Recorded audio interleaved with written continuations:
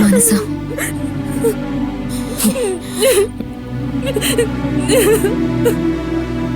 മനസ്സ നിന്റെ മനസ്സ് നല്ലതാ മനസ്സ. അതുകൊണ്ടാ അവസാന നിമിഷം വരെയും നിന്റെ നാവിൽ നിന്നും സൂര്യയുടെ പേര് പുറത്തു വരാതിരുന്നത്. ഭാവന, എന്നാലും ഞാൻ കാരണം വനിതാ കമ്മീഷന്റെ മുന്നില് സൂര്യ മോശക്കാരനായില്ലേ? ഞാൻ നിർബന്ധിച്ചിട്ടല്ലേ ആന്റി എന്നോടൊപ്പം നിങ്ങളെ ചതിക്കാൻ കൂട്ടുനിന്നത്? ഒന്നും വേണ്ടായിരുന്നു എന്നിപ്പോ തോന്നോ? ഇനി ഇതിന്റെ പേരിൽ നീ നിന്റെ മനസ്സ് വിഷമിപ്പിക്കരുത്. ഇവിടെ ഇപ്പോ നമുക്ക് മറ്റൊന്നും ചെയ്യാൻ പറ്റില്ലല്ലോ മനസ്സ. ഇന്ന് നടന്നതിലൊന്നും എനിക്കൊരു വിഷമവുമില്ല. കാരണം ഭാവന എന്നോടൊപ്പം ഉണ്ടെങ്കിൽ ഞാൻ പിന്നെ ആരെയാ ഭയപ്പെടേണ്ടത്?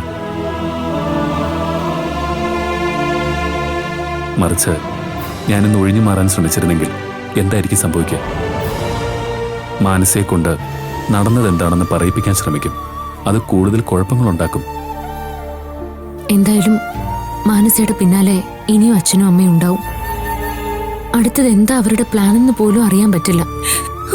അനിരുദ്ധന്റെ കയ്യില് അച്ഛൻ പോയി പെട്ടതാ ഇപ്പൊ പ്രശ്നമായത്. അയാളാ അച്ഛനെ കൊണ്ട് ഇതെല്ലാം ചെയ്യിക്കുന്നത്.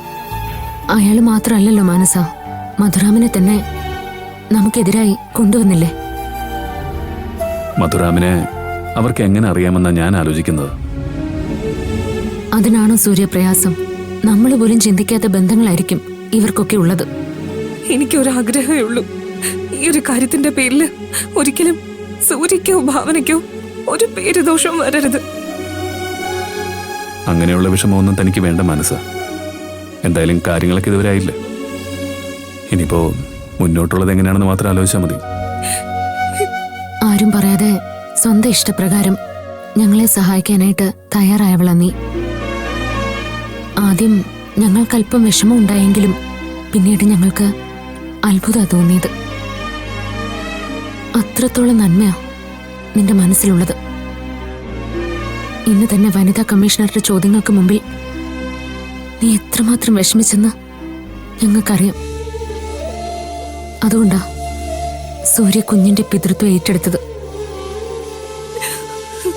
ഞാൻ സൂര്യയോട് നേരത്തെ തന്നെ പറഞ്ഞിരുന്നു മാനസ, ഒരു കാരണവശാലും നമ്മുടെ കുഞ്ഞിന്റെ അച്ഛന്റെ സ്ഥാനത്ത് മറ്റൊരാളുടെ പേര് വരാൻ പാടില്ല എന്ന്.